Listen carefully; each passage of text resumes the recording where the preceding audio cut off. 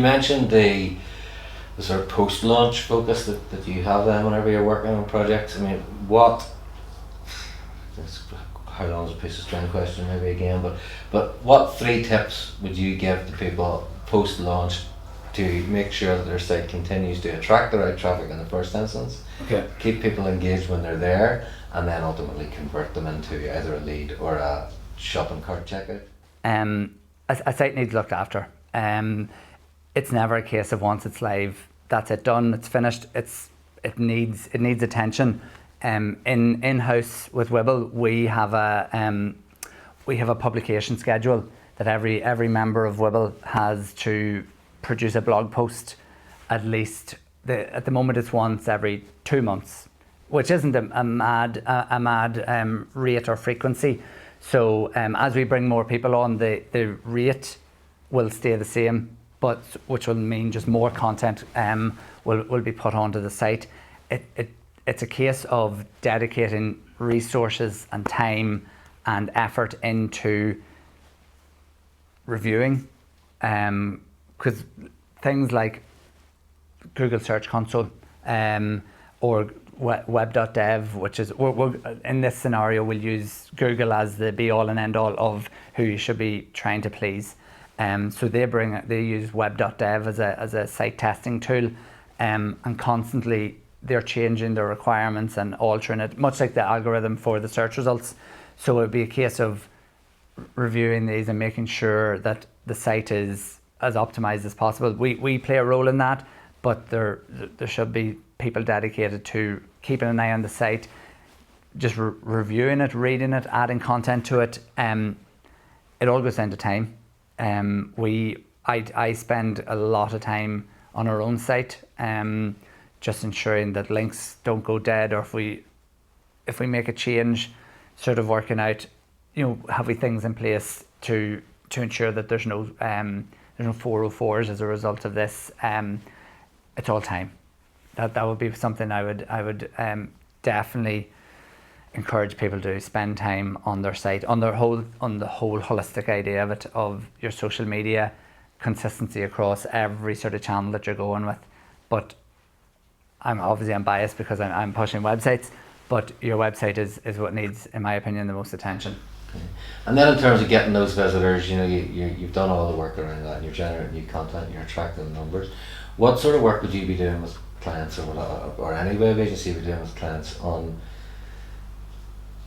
looking at all the data that's coming from either Google Analytics or whatever the site analytics platform is, and helping them figure out how to engage people more and how to move them down the conversion sort of funnel down? In ways, it's trial and error. We can use things like A/B testing, things like Google Optimize and services like that, or you can do monitoring where you can actually see how people are interacting through the site. It's a case of using the data as much data as you can, the especially in Google Analytics, the user flow sort of, and seeing where people are dropping off, where the issues are. You can use tracking information to see how people are. Like if your goal setting is contact form completion, you can track what calls to action that you're using to get people there are working the best. Change out the wording, change out the placement of the buttons, where it is, little things like that. There, we on our own site, we're constantly tweaking and changing. One thing we're trying to do is we've started doing is, like, in our portfolio pieces, we used to have 10. We dropped it to 9 and we've placed a call to action to start a project inside the content. So we have a client, the Irish Echo, which is an Irish-American newspaper based in New York, and we inherited their site to do a full redesign and redevelopment, and it had around 25,000 articles already there, and they're adding it to it daily, and they had 3 main actions that they wanted people to carry out, and they were an increase in their social media numbers, increase in their sign-ups to their daily newsletter that they send out, and increase in their subscriptions. So what we wanted to do was to put prompts or calls to action mid-content in the articles. Some of the articles are 15 years old or so.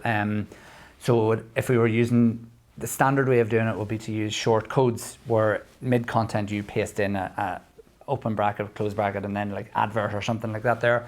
But that would have involved 20,000 articles post for the last 10, 12 years, going back and adding each one, which obviously is not doable. So we built a system that detects after, I think, 6 paragraph returns in the content to paste to display an advert, and it randomly changes so that we can track which ones are doing well. And that's built into, we're using Google Tag Manager to monitor impressions and click-through rates and things like that there. And we built an advertising system for them as well, that all feeds into the one system of their Google Analytics, that they're able to see impressions and click-through rates on different ads in different positions and which ones are the best ones. So in theory, they can see that, let's say the one beside the masthead is their most popular. In theory, they can sell that for more. So that's the sort of things that we do. And the little in-content module was probably the smartest thing that we've done.